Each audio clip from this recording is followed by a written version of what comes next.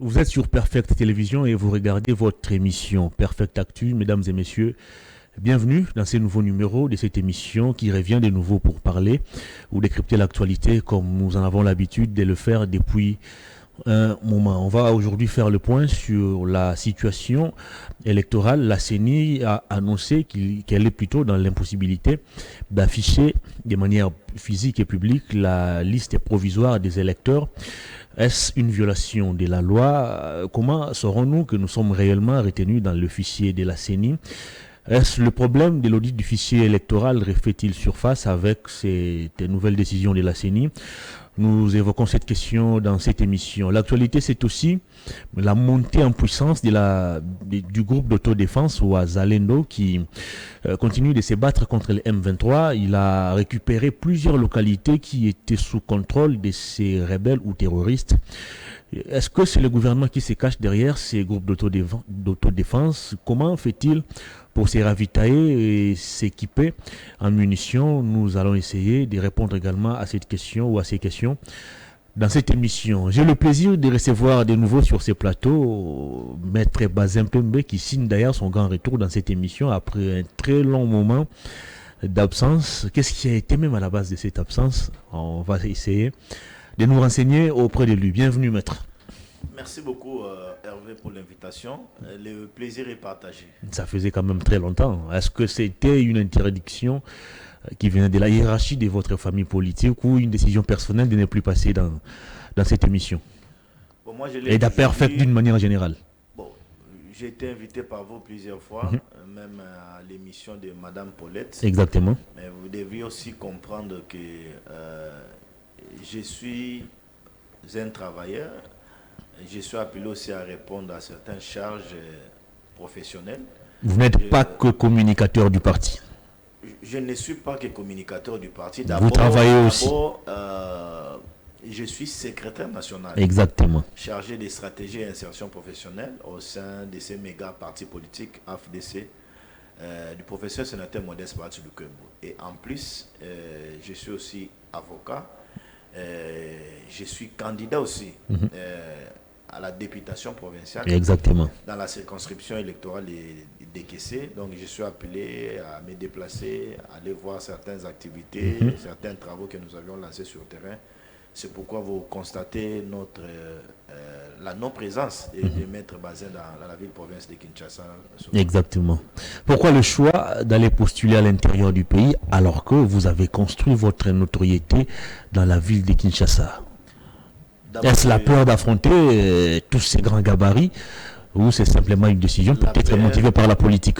La peur, pas du tout. C'était avec raison. D'abord, c'est la base qui m'a réclamé. Ok.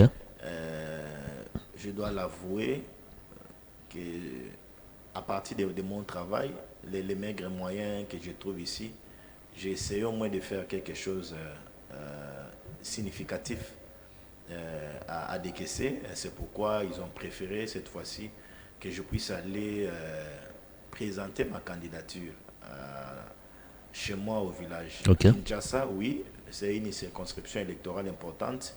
J'ai une notoriété ici dans la ville-province de Kinshasa. Je vais servir ma notoriété aux amis de mon parti qui sont candidats ici dans la ville-province de Kinshasa. Très bien, vous avez profité, selon les accusations du secrétaire général du parti présidentiel, l'AFDC et Batsou Lukwebo ont profité de leur présence dans les institutions pour aligner plus de candidatures que tous les regroupements politiques qui composent l'Union sacrée. Qu'en dites-vous? Il faut le reconnaître que Modeste Batsou Lukwebo, c'est un grand homme, c'est un politique, un fin politique.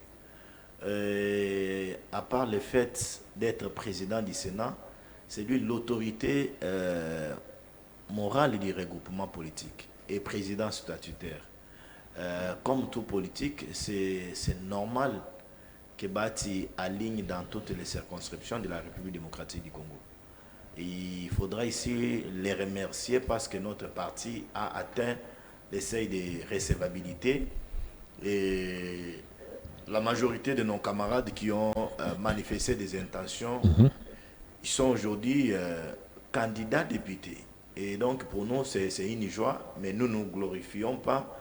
Nous sommes aux aguets, nous sommes en train de travailler, comme nous l'avions annoncé dans les temps, qu'il ne serait pas candidat, Batilou Kwebo. Nous avions accepté, après la conférence des présidents, d'accompagner notre candidat unique de l'Union sacrée, le président de la République, Félix-Antoine Tshilombo Tshisekedi. Et nous nous concentrons sur la personne et aussi pour offrir au président Félix une majorité incontestable, confortable à l'Assemblée nationale cette fois-ci. Parlons de l'actualité. La CENI a annoncé qu'elle est dans l'impossibilité d'afficher la liste provisoire des électeurs, une décision qui fait couler beaucoup d'encre et de salive dans différents salons politiques. Déjà, la désignation des Kadima à ces postes avait déjà posé plusieurs problèmes. Il y a même Albert Moleka qui nous a fait une révélation selon laquelle Kadima était membre ou militant de l'UDPS du côté de l'Afrique du Sud. L'entérinement même de ces bureaux a été maillé de plusieurs contestations et jusqu'à ce jour, il y a encore des familles politiques ou des formations politiques qui continuent de remettre en cause le travail réalisé par Denis Kadima. Et là, c'est une énième violation de la loi. On ne va pas afficher la liste provisoire des électeurs selon la CENI. Nous sommes dans une période où il pleut abondamment, la CENI craint les vandalismes. Est-ce que ces raisons sont-elles motivées pour violer la loi? Je suis tenté de dire que vous aviez dénaturé les propos du président de la CENI. Prouvez-moi le contraire. Je ne sais pas si vous l'avez mal compris, mais avant de répondre, d'aborder la question, j'aimerais un peu vous rappeler ce processus électoral. Monsieur Denis Kadima a été contesté par des églises, l'ECC et l'église catholique. Ils ont contesté même ses origines. Ils sont allés loin les coller comme un membre de l'IDPS. Vous l'avez dit tout à l'heure là. Non, ça c'est Albert Moleka qui l'a dit, ce n'est pas l'église. Et même Cholet, nous avions suivi Abbé Donaché Cholet. L'information vient d'Albert Moleka. Alors, laissez-moi finir. Allez-y. Nous avions suivi Abbé Donaché Cholet plusieurs fois, taxé Kadima de tout sauf rien, qui n'était pas transparent, qui venait à la tête de la CENI pour venir concrétiser un vœu d'accorder le deuxième mandat au président de la République, Félix-Antoine Tshilombo Tshisekedi. Mais aujourd'hui, le monde entier, même les Congolais sont en train de contester que ces deux églises ont voulu induire toute une nation en erreur. Pourquoi je l'ai dit? Voyez le nombre de candidats déclarés aujourd'hui à la présidence de la République, Hervé. C'est l'unanimité que nous étions en train de chercher. Et j'ai vu M. Martin Fayoulou, qui a contesté jusqu'à la veille, qui a clamé chercher l'audit du fichier électoral. Je n'ai pas compris ce virement dans les chefs de Fayoulou aller déposer les dossiers. Et Abbé Donatien Cholet est allé loin d'inciter la population à la haine pour qu'il y ait un soulèvement dans ces pays parce que Nanga Kadima avait refusé de les accorder l'audit du fichier électoral. Que dire alors de tous ces candidats qui sont en train de déposer les dossiers? Revenez sur ma question. 49 candidats, mais les 23 ont déposé, les 20 autres ont pris les formulaires, mais ils n'ont pas déposé les dossiers. Et donc, l'opinion nationale et internationale peut comprendre que l'Église catholique était dans une logique de diaboliser, de ternir l'image de la CENI. Ils sont allés même jusqu'au-delà, même à la communauté internationale, vendre l'image, ternir l'image de la nation auprès de la communauté internationale, auprès de certaines institutions, auprès de certains partenaires. Et donc, nous, aujourd'hui, au sein de l'Union sacrée, nous nous frottons les mains, nous disons, nous avions dit la vérité au peuple, et cette vérité est en train d'éclater. Revenez sur ma question. Est-ce que la pluie, est-ce que les intempéries peuvent motiver la décision de la CENI de ne pas publier la liste provisoire des électeurs? J'ai tenté de dire tout à l'heure là que vous avez semblé dénaturer les propos du président Kadima. La CENI a dit ceci. D'abord, avant d'arriver à la CENI, parlons de la loi électorale. Que nous dit la loi sur la question d'affichage? Avec la nouvelle loi, avec ces innovations, cette nouvelle loi nous dit ceci, que les bureaux, les listes des électeurs sont affichées dans les bureaux de vote. Kadima a bien dit à l'opinion que jusqu'au moment où nous parlons avec vous, nous n'avions pas encore su combien de bureaux de vote nous aurons sur l'étendue de la République démocratique du Congo. Ils sont en train de travailler sur cette cartographie. Mais pour apaiser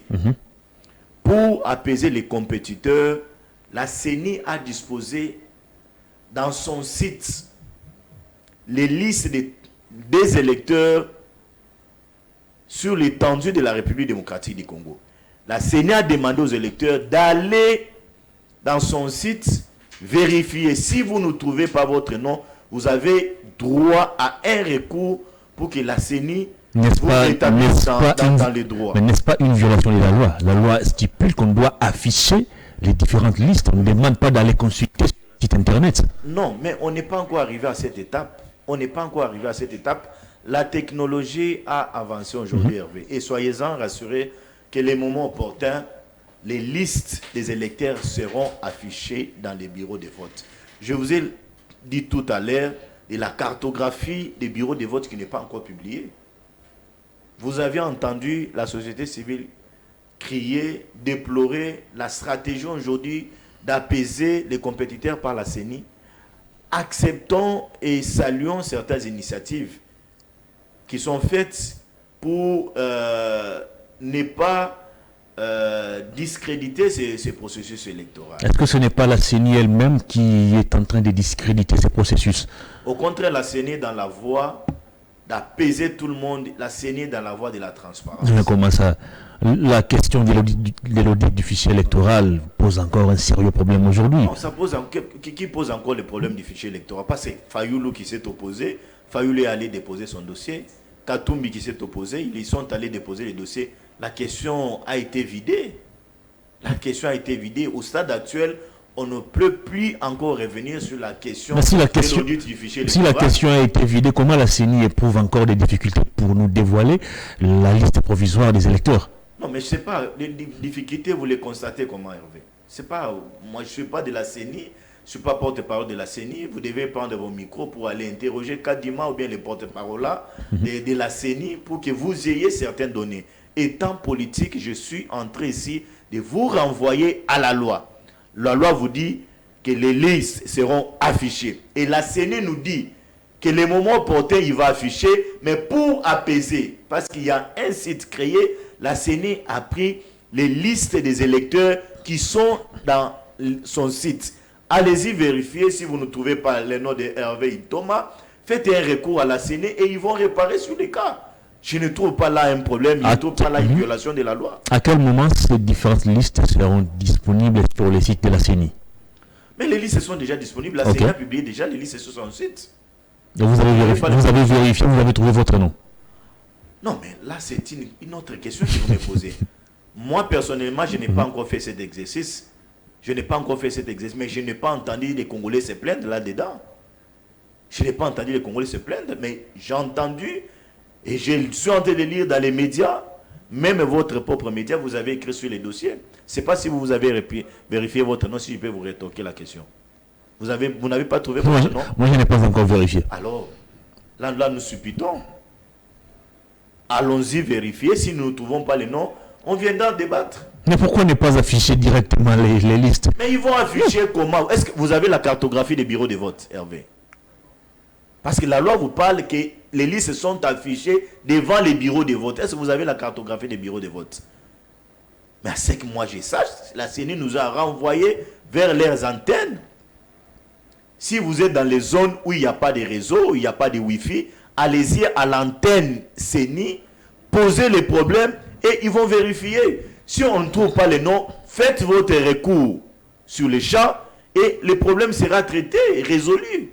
En 2018, les bureaux ou les centres qui ont constitué les lieux d'enrôlement étaient d'office les centres ou les bureaux des votes. C'est là qu'on a retrouvé les différentes listes des électeurs. Alors, c'est quoi le changement pour cette année? Bon, je ne sais pas, est-ce qu'il y a un changement? Moi, je n'ai pas trop d'éléments là-dedans, mais à ce que je sache, la CENI a communiqué qu'ils ont mis déjà dans leur site les noms des électeurs moi et vous, nous sommes des électeurs, nous sommes des Congolais, nous nous sommes fait enrôler. Allons-y vérifier s'il y a un couac. Ils ont nos voies de recours. Est-ce que vos électeurs de DKC ont-ils accès à Internet? Ceux qui sont à Inongo, à Kabe, à Kamwanga, à Malembankoul, un peu partout, est-ce que tous ces gens ont la possibilité d'accéder sur Internet? Je sais que nous avions un problème de connexion en République démocratique du Congo. Ça, c'est une raison fondée. Mais la CENI est allée loin, demander à certains Congolais, parce que dans les antennes de la CENI, ils ont les Wi-Fi faciles. Ils sont connectés. C'est par ces moyens-là qu'ils envoient les données auprès de leurs autorités ici à Kinshasa, si je peux le dire ainsi. Et donc, ceux qui sont de nous suivre à Inongo, à Boudjala, à Dekese, chez moi, à Inongo, à Ilebo, allez-y dans les antennes de la CENI, posez les problèmes, qu'on vérifie si votre nom est dans la liste. Si le nom n'est pas là, ne vous dérangez pas, ne vous lamentez pas, ne pleurez pas, posez les problèmes, faites votre recours, même en 2 lignes. La CENI va examiner les cas. Vous avez promis aux Congolais les meilleures élections qui n'ont jamais été organisées dans ces pays. Mais à voir le processus tel qu'il se déroule, on est tenté de croire qu'on aura cette fois-ci les pires des élections. Déjà, la carte d'électeur pose un sérieux problème, Maître Bazin. Nous avons aujourd'hui des cartes qui n'ont plus d'écrit, même plus de visage. La question de la carte a été déjà résolue. Apparemment, Hervé, vous n'avez pas la loi électorale avec vous. Apparemment, vous n'avez pas la loi électorale avec vous. Et vous n'avez pas certains... Ça dit quoi la loi? Vous n'avez pas certains communiqués de la CENI. Ça dit quoi cette loi électorale? C'est moi l'offre. Oui, allez-y. Communiqué de la CENI. La CENI a posé un problème. Lorsque les Congolais se sont plaints sur la question de la carte, qui était illisible, la CENI a dit qu'ils vont livrer les duplicata. Et ces duplicata vont aller jusqu'à la date d'enrôlement. Si vous avez un problème avec votre carte, la moindre des choses, c'est aller voir les chefs d'antenne de la commune dont vous êtes et poser les problèmes, on vous livre un duplicata. Vous connaissez mieux que moi qu'on donne les duplicata à celui qui a perdu sa carte. Là, on ne parle pas de la perte de la carte, mais plutôt de la carte qui n'est plus dans un état utilisable. Alors la CENI a posé aussi ces problèmes-là. Si vous vérifiez que votre nom ne figure pas sur la liste, les listes publiées, alors que vous êtes détenteur d'une carte d'électeur, poser les problèmes et on va résoudre la situation. Est-ce que tous ces éléments réunis, les problèmes de la carte d'électeur, l'affichage des listes et consorts, ne donnent-ils pas raison à Jean-Marc Aboun qui avait déjà alerté sur la fraude électorale qui s'est préparée au niveau du pouvoir? Le processus électoral n'est pas que la livraison de la carte d'électeur, Hervé. Dépôt de candidature, c'est dans le processus électoral. L'enrôlement, c'est dans l'audit du fichier électoral. L'audit du fichier électoral, c'est dans les processus. Et tous ces éléments, ces 3 éléments cités par moi, ont été effectués. De quelle manière? Alors, là, vous m'amenez dans un autre problème. Mais la question ici, que vous voulez savoir, vous personnellement, parce que vous voulez creuser là-dedans, c'est la question des listes qui sont publiées et la question de la carte d'électeur. La question du fichier. L'affichage a été déjà résolu par la loi. Cher ami, devant la loi, on s'incline. Devant la loi, on n'en discute pas. On ne peut pas prendre les juges et coutumes parce que nous avions la loi avec nous. Mais bien évidemment, la même loi dans son article 8 est claire. On doit afficher ces listes. On ne parle pas du site internet. Qui a refusé que les listes ne seront pas affichées? Mais pourquoi ces listes ne sont pas affichées? Mais nous n'avions pas encore le bureau de vote. Mais comment ça? Nous n'avions pas encore le bureau de vote. Est-ce que vous avez entendu la CENI communiquer sur la cartographie des bureaux de vote? Ils sont en train d'y travailler. Oh, c'est pas possible. Non, c'est vous qui rendez la chose difficile. C'est vous qui rendez la chose difficile. Vous voulez en créer un débat là où il n'y a pas un débat. Pourquoi vous voulez tout coller à la CENI? Pourquoi vous voulez tout détruire ces processus? Mais c'est la CENI qui nous pousse à douter un peu de sa crédibilité. C'est vous qui créez des problèmes. Comment ça? La CENI est en train de communiquer énormément sur le processus électoral.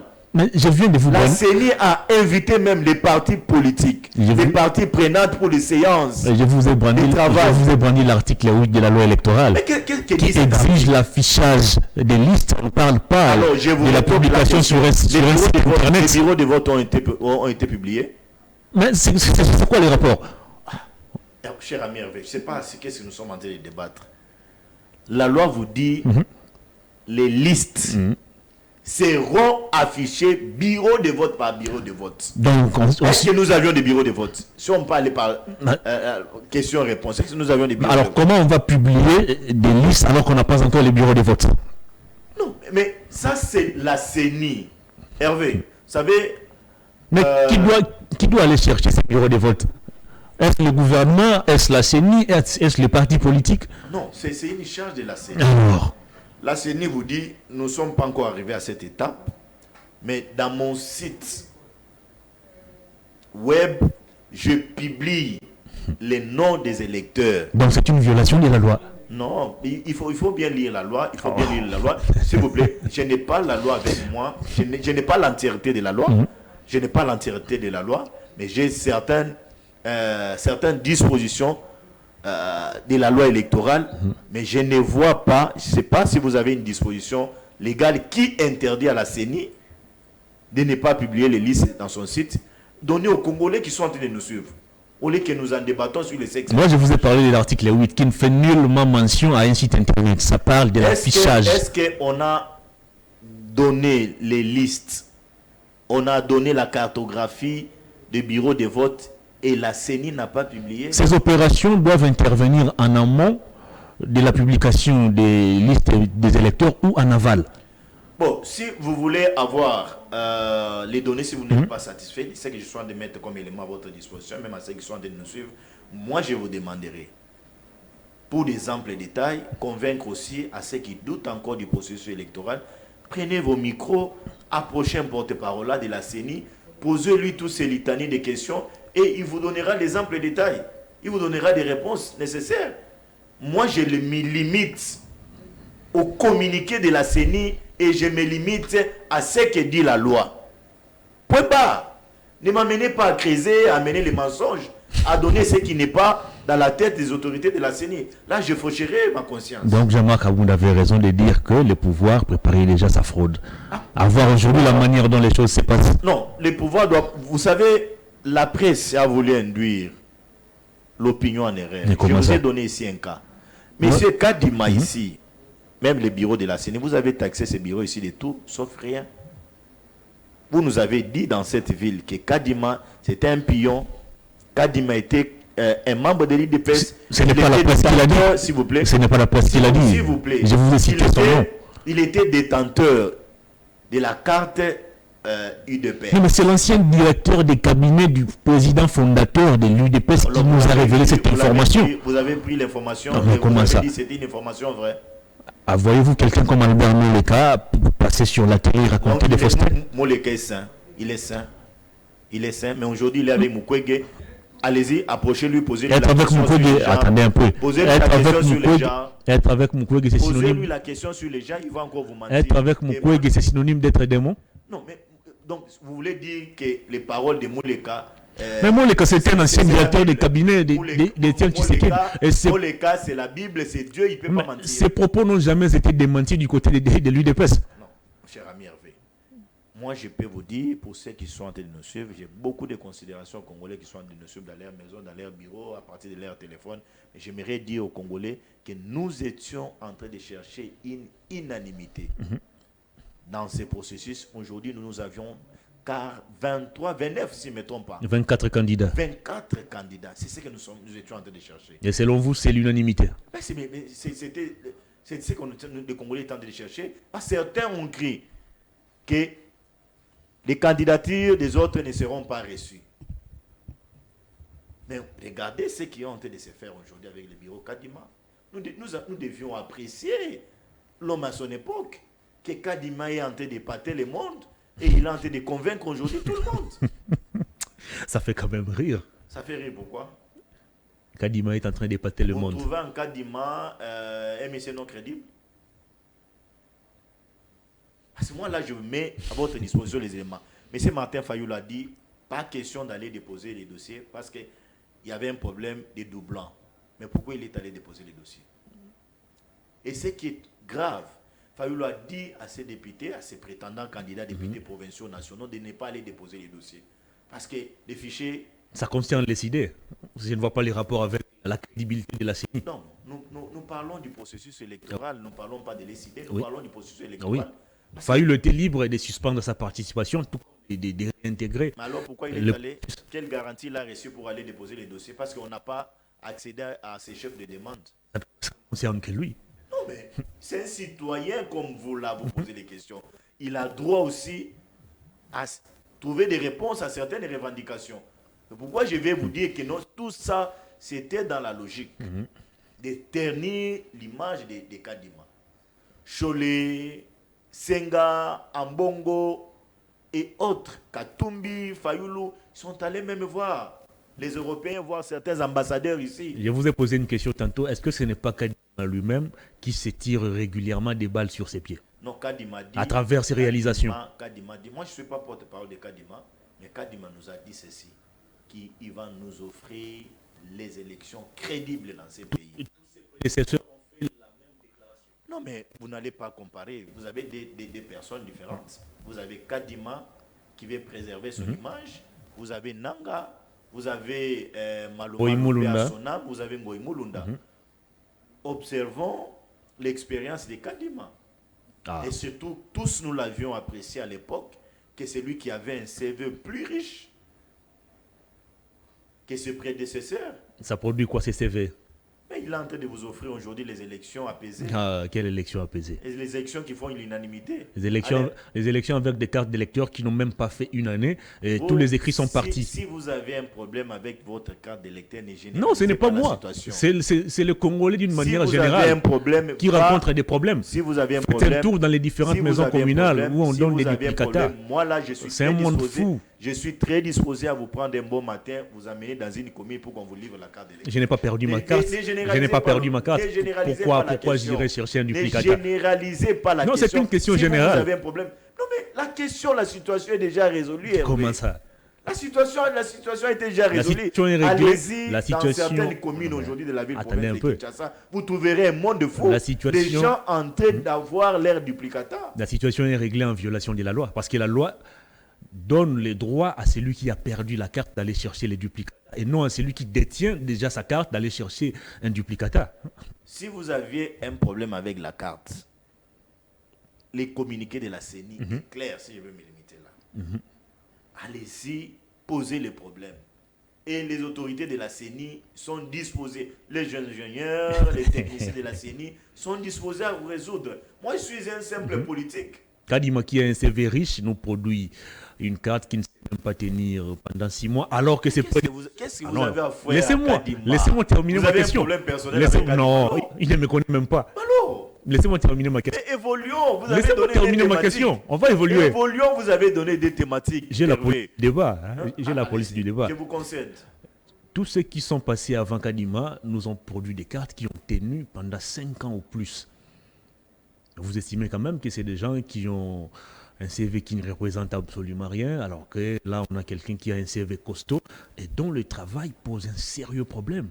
Je reconnais ici que nous avions eu tous des problèmes dans les cartes d'électeurs. Ah, ça au moins, vous les reconnaissez. Ça, je les reconnais. Très bien. Je ne peux pas nier les évidences, je les reconnais. Mais je reconnais aussi que la CENI, après moult revendications, la CENI a demandé aux Congolais qui avaient des problèmes avec leurs cartes d'électeurs de s'approcher auprès de ces antennes pour recevoir les duplicata. Violation de la loi. Qu'elle nous dit alors, qu'elle nous dit la loi? Évoluons. La loi interdit de livrer les duplicata. On donne les duplicata à celui qui a perdu la carte. Vous posez quel problème? Moi, je ne comprends pas. Vous posez quel Évoluons, problème? très bien. Vous posez quel problème? On va C'est évoluer. comme si vous voulez donc, discréditer ces processus électoraux. Ça ne passera pas. Ça ne passera pas. On va évoluer. Soyez-en rassurés que vous êtes Congolais comme moi. Vous avez droit au vote, comme le dit l'article 5 de notre Constitution. Nous avions droit d'avoir un processus électoral crédible. Nous ne voulons pas avoir les élections après les élections, des troubles, des chaos, la vérité des urnes. Non, nous voulons, c'est ça même le vœu des Congolais, qu'après les élections, qu'il y ait la paix dans notre pays. S'il y aurait certains qu'il y aurait des contestations, des réclamations à faire. Nous avions une cour constitutionnelle et la cour va recevoir les requêtes des partis. Elle va examiner et puis donner, réserver des solutions nécessaires. Quant à ça. Très bien, on va évoluer. 24 candidatures, 24 candidatures à la présidentielle déposées au niveau de la CENI, 23 hommes, une seule femme. Des femmes.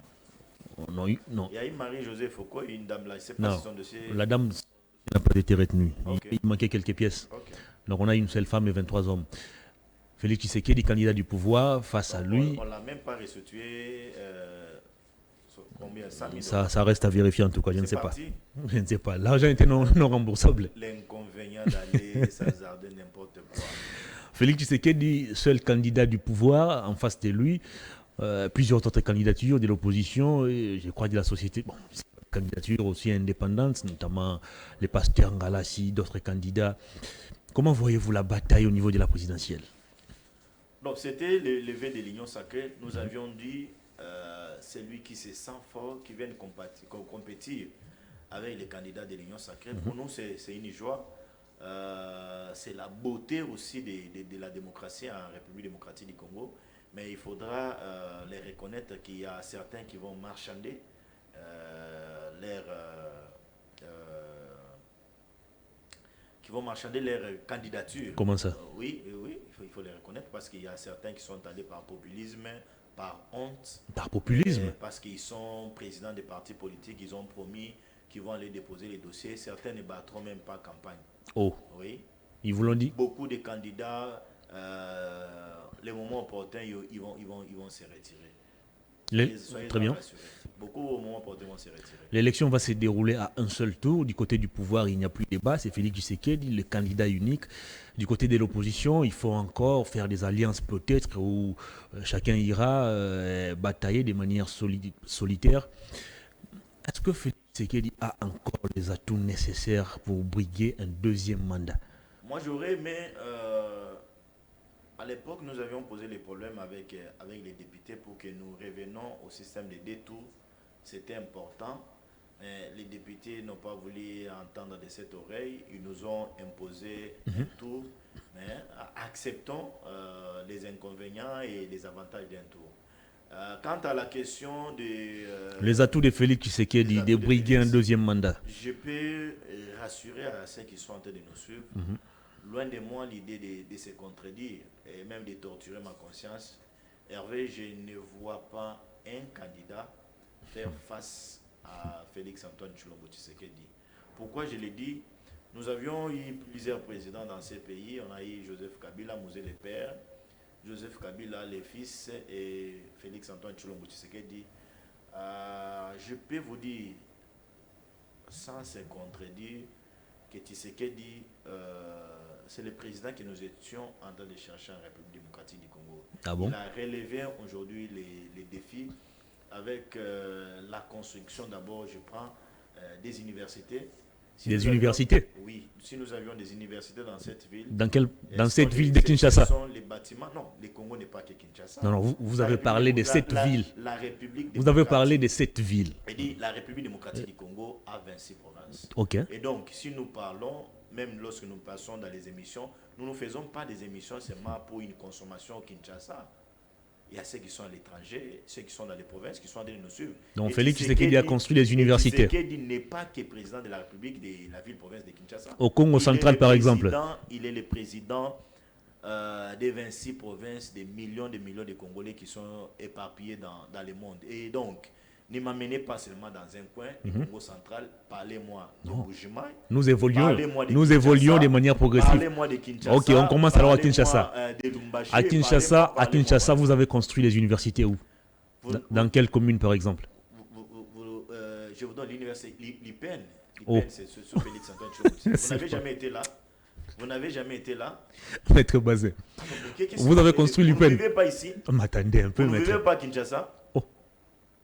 Je pose la question, Hervé. Vous ne vivez pas à Kinshasa? L'université pédagogique nationale qui existe depuis des années, vous voulez me faire croire qu'elle a été construite sous Félix Tshisekedi? C'est une université qui existe depuis des années, mais il y a des bâtiments derrière là, conçus par Félix Antoine Tshilombo. Vous avez réfectionné des bâtiments? Alors vous reconnaissez quand même qu'on a fait quelque chose. Attendez un peu. Vous reconnaissez quand même qu'on a fait quelque chose. Mais nous parlons français, maître. Hein? Et construire un bâtiment et réfectionner un bâtiment, c'est deux choses diamétralement opposées. Des choses diamétralement opposées, je suis tout à fait d'accord avec vous, mais vous reconnaissez que Félix a fait quand même. Je reconnais qu'il a réfectionné. Je reconnais qu'il a réfectionné à l'UPEN, il a réfectionné à l'UNIKIN. Oui. Mais ne me dites pas qu'il a construit. Non, vous avez parlé. En Bougima, il y a une université qui est en train de sortir. Il y a une université en construction sous Félix Antoine Tshilombo Tshisekedi. L'université dont les travaux étaient prévus pour 9 mois et nous sommes aujourd'hui à plus d'une année. Quand même, vous reconnaissez que non, on est en train de construire. On reconnaît aussi la légèreté dans le suivi des la travaux. Légèreté, c'est un autre aspect des choses. C'est un autre aspect des choses. Quand même, vous reconnaissez qu'il y a une université en construction sous Félix Antoine Tshilombo Tshisekedi. Vous avez parlé de Kinshasa. À Kinshasa, je n'ai pas vu une nouvelle université être construite. Allons-y, si vous réfutez qu'on n'est pas en train de construire, quand même, vous reconnaissez qu'il y a certains bâtiments qui ont été réfectionnés. Ça, on est d'accord. Oui, là, on est d'accord. Et ça, il faut féliciter. Oui. Oui. Et ça, il faut féliciter. Oui, je le félicite. Et ça, c'est dans les paniers de Félix Antoine. Je le félicite. Si vous refusez les universités, allons-y alors dans les hôpitaux. Non, on reste d'abord dans les hôpitaux. Oui, vous avez construit où? Vous avez Mama Yemouissa en construction. Vous avez Mama Yemouissa en construction. Vous avez l'hôpital de référence de Mbujimaï. Vous avez l'hôpital de référence de Mbujimaï. Les constructions ne se font qu'en Mbujimaï. Ah non, mais Hervé. Dans la province de Maïnombe, par exemple, vous avez construit combien des universités? Bon, je ne sais pas, mais je sais qu'il y a certains hôpitaux, certains centres de santé avec le programme de 145 en construction. Ah bon? Sauf Félix Antoine Tshilombo. Au Maïndombe, il y a des hôpitaux en construction. Nous vivons avec vous à Kinshasa. Est-ce que vous avez les données de Maïndombe? Moi, je suis de Maïndombe. Je suis de Maïndombe, oui. Oui. Combien vous avez reçu combien de témoignages? Zéro. Là, rien n'est fait. Aucune université construite, aucun hôpital construit. C'est droit de se plaindre, de regarder vos caméras, poser les problèmes au président de la République, que chez moi, Maïnombe, vous n'avez rien fait. C'est une bonne dénonciation que moi, je ne peux pas refuser. Comme moi, j'ai toujours réclamé les 145 territoires chez moi décaissés. C'est de ton droit aussi de réclamer, Hervé. Parce qu'il est le président de tout le monde. Il est appelé à faire partout. Mais il faut être rassuré que non, il est en train de travailler palier par palier. Aujourd'hui, vous avez le programme de la gratuité de la maternité. C'est sous Félix Antoine Tshilombo. Là encore, c'est une farce. C'est une farce. Ah bon? Ah oui. Non, si vous me dites ça, ça me choque. Je peux vous donner un témoignage. J'ai une sœur de l'église qui a accouché et l'enfant avait un problème de respiration. Et par jour, elle devrait payer $30. Cette charge-là, ce montant-là, c'est l'État congolais qui est en train de les payer. Alors moi, je suis et lorsque vous parlez avec elle, elle est en train de féliciter, de louer cette idée de gratuité de maternité. Moi, je suis en train d'investiguer sur cette affaire des maternités gratuites. Alors, terminez les enquêtes. Le bilan à mi-parcours. Oui. Vous aurez les résultats. Vous avez visité combien d'hôpitaux? Vous aurez les résultats. Vous avez visité combien d'hôpitaux? Attendez, vous aurez les résultats dans un laps. Si vous pouvez donner les préliminaires dans un de vos bref enquêtes. délai, vous aurez les résultats à lire sur profondeur.net. C'est une logique d'éterniser l'image, mais attention, mais je peux vous rassurer, chers frères, que c'est un programme aujourd'hui salué par la population congolaise, mais par certaines mamans sont en train de saluer la gratuité des maternités. Très bien, vous estimez Parce que moi, je suis allé dans certains hôpitaux pour aussi enquêter, avoir certains éléments avec moi. La majorité des gens avec qui j'ai partagé, ils sont en train de louer ce programme, de féliciter le président de la République. Très bien. Comme la gratuité a reçu, la gratuité d'enseignement a reçu, la gratuité de maternité a reçu. La gratuité de l'enseignement. Les réformes aujourd'hui sont en train de venir dans l'armée. Hervé, nous avions la gratuité de l'enseignement a réussi. Vous pouvez ou ne pas accepter, mais les moments opportuns, nous allons détailler et vous serez confus. Est-ce que vous êtes fiers aujourd'hui de la qualité de l'enseignement produit en RDC?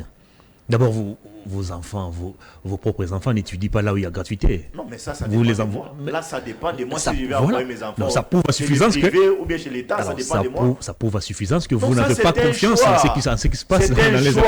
C'est un choix qui peut s'opérer avec vous aussi. Un choix motivé par le souci d'offrir à ses enfants la qualité. Alors, mais moi, si je veux orienter mes enfants dans l'école X ou bien Y, ça c'est un choix. Un choix motivé par le souci d'offrir aux enfants la qualité. Vous avez combien d'enfants aujourd'hui ont repris la route de l'école depuis que la gratuité de l'enseignement? Quelle est la qualité de l'enseignement?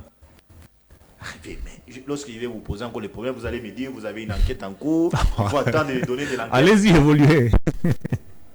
Mais moi, je dis, cette gratuité, aujourd'hui, jour pour jour, 4 ans jour pour jour. 4 ans jour pour jour. On est bien d'accord. Vous avez dénigré ces programmes. On est bien d'accord. Mais aujourd'hui, nous sommes en train d'évoluer et ce programme est en train de réussir. Avec le nombre des enfants que nous avions dans les écoles, pour nous, c'est une joie. On est bien d'accord. Mais quid de la qualité de l'enseignement? Et ça, c'est un programme que nous allons offrir pendant la campagne. C'est un programme que nous allons offrir pendant la campagne. N'en déplaise à ceux qui n'aiment pas Tshisekedi. Oh. Oui, n'en déplaise à ceux qui n'aiment pas Tshisekedi.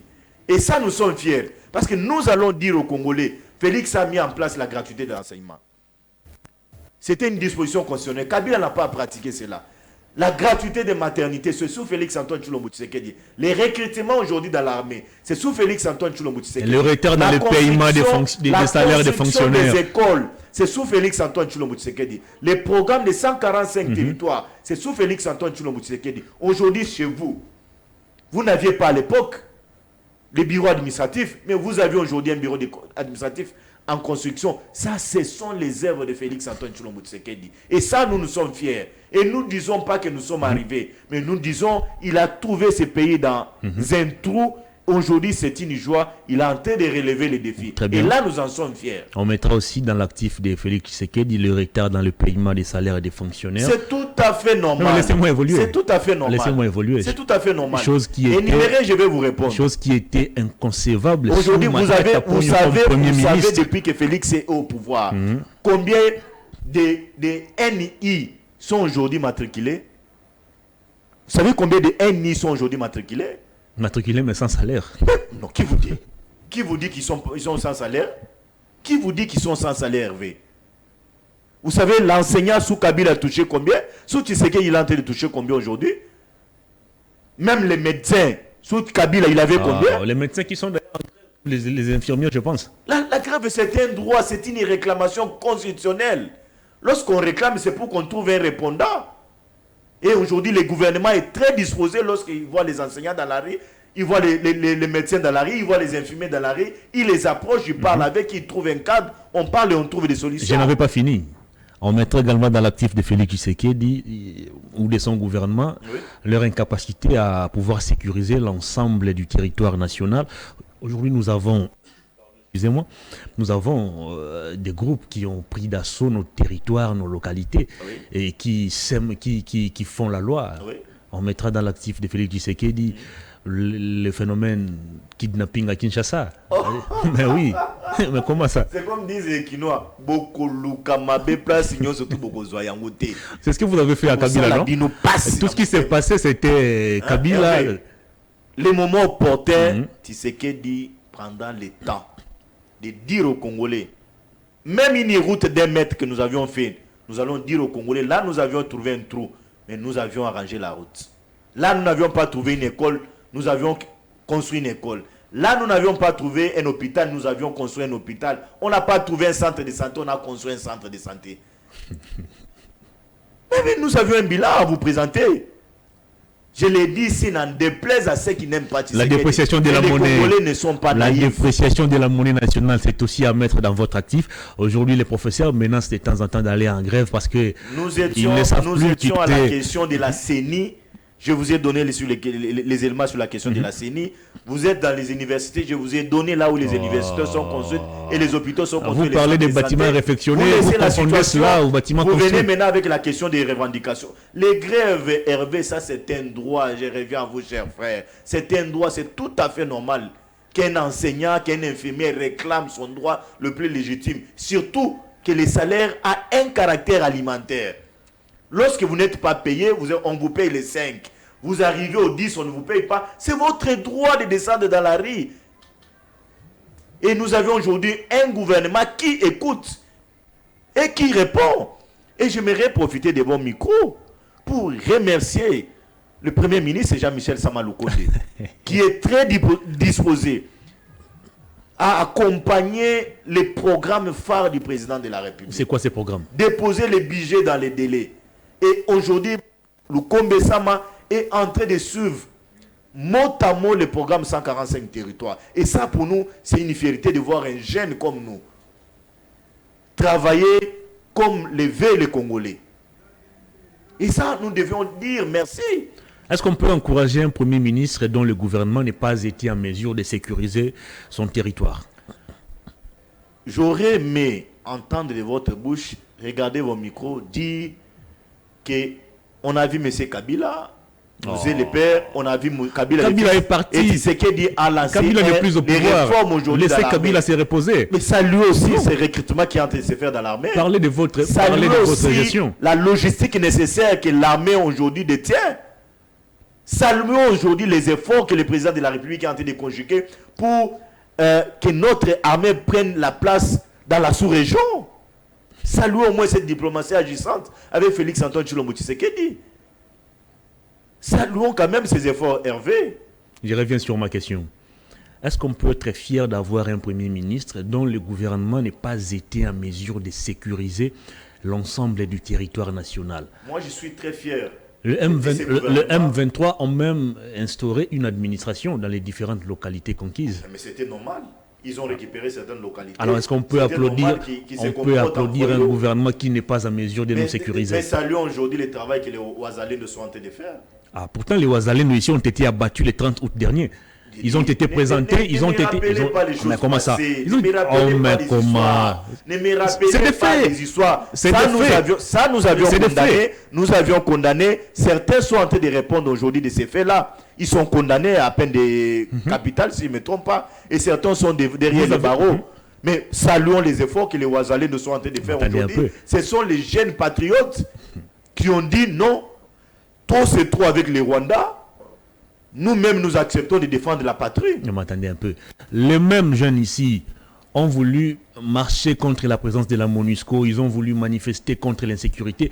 Vous les avez abattus. Mais nous avions condamné. Je vous renvoie à la justice à s'occuper de tous ces gens-là. Ils sont en train de répondre de leurs faits. N'est-ce pas de la versatilité de Qui les avait envoyés? N'est-ce pas de la versatilité de votre part? Qui avait envoyé ces militaires-là pour aller commettre tous ces bavires? Qui avait envoyé tous ces militaires-là aller commettre tous ces bavires, Hervé? Personne. C'est pourquoi ils sont derrière les barons aujourd'hui. Ils sont en train d'être condamnés. Qu'est-ce qui a changé dans le comportement des Ouazalendo? C'est les mêmes qui ont été abattus. Ils ont été considérés comme des miliciens, des rebelles, des terroristes. Et aujourd'hui, puisqu'ils se défendent, ils veulent défendre la patrie. Vous estimez? J'aurais aimé de vous, Hervé, que nous débattions sur certaines localités aujourd'hui récupérées par les Ouazalendo.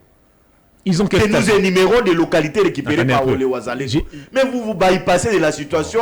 Vous voulez me faire revenir sur les choses alors que la justice est en train de faire son travail. Nous avons une armée régulière. Vous êtes patriote, Hervé. Mais laissez-moi évoluer. Ne soyez pas anti-république. Laissez-moi évoluer. Ne soyez pas anti-république. Je ne fais que poser des questions.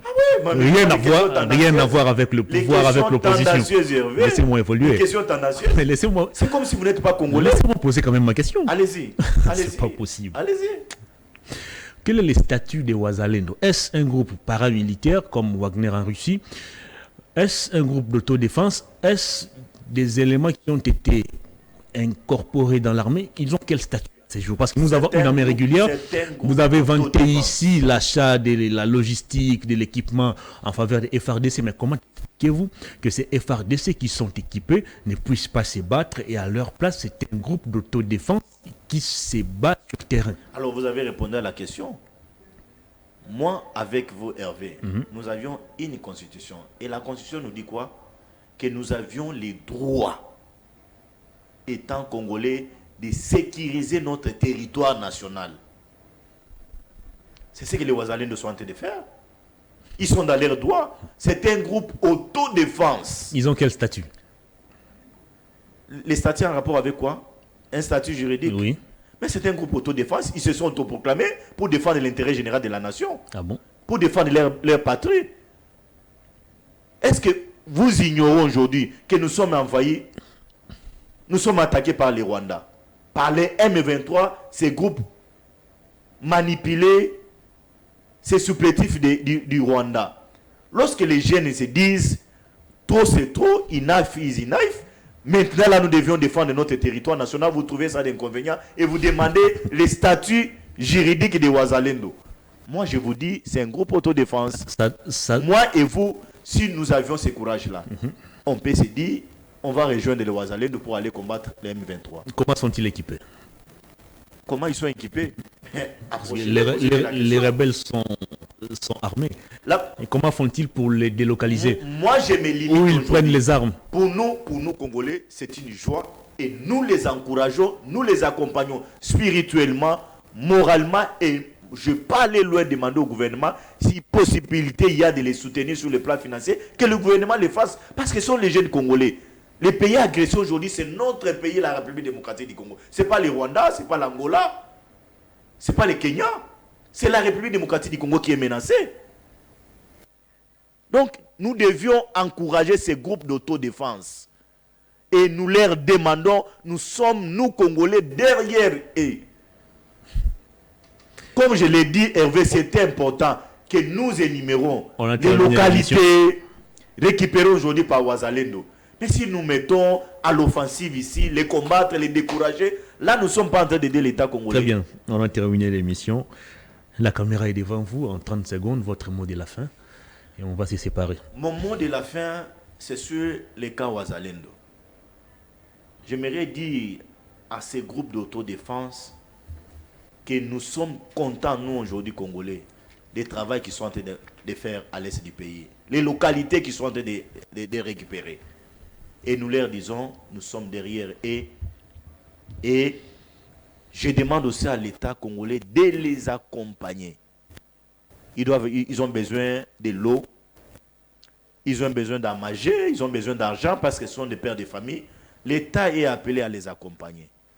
Parce que nous sommes tous Congolais, nous sommes appelés à protéger nos frontières. Et la souveraineté de notre pays est non négociable. Merci de votre disponibilité. Merci beaucoup, Hervé. Je vous sens cristallisé dans l'opposition. Comment ça? Je vous sens cristallisé dans l'opposition. Bonne chance pour les prochaines élections. Merci beaucoup, cher frère. N'hésitez pas les moments opportuns lorsque j'aurai mon numéro à lancer un mot pour qu'on me vote massivement. On est là. Parce que nous avions la nation. On est là. Si vous voulez, on peut même vous accompagner durant votre campagne. Nous allons examiner la situation. Très bien. Cette émission est terminée. Grand merci à vous, fidèles téléspectateurs et internautes de Perfect Télévision. Grand merci à Louison qui est assis, le seul caméraman qui reste assis alors qu'il doit veiller sur les différentes caméras sur le plateau. Grand merci à Clovis qui était du côté de la régie. Je vous retrouve vendredi pour boucler la semaine en beauté. J'aimerais aussi saluer les DG. Je l'ai vu venir là en passant.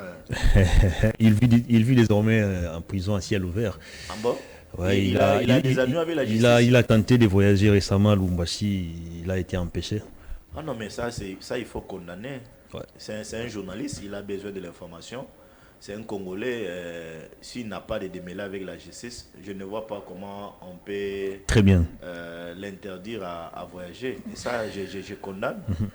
Portez-vous bien, mesdames et messieurs. Bonne évasion sur nos antennes.